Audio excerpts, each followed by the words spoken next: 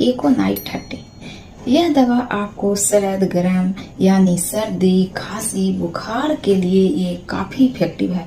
ऐसी स्थिति में इस मेडिसिन को आप 2 बूंद हर 1 घंटे दे सकते हैं। बच्चे भी अगर सर्द गर्म से परेशान हैं तो उन्हें हर घंटे 1 बूंद जरूर दें जब तक कि वो ठीक न हो जाए। सर्दी खांसी के अलावा घबराहट आना और सिर चकराने में भी यह दवा काफी असरदार है। बहुत ही फायदा करती है, इसीलिए इसको घर पे अवश्य रखें और लाभ उठाएं।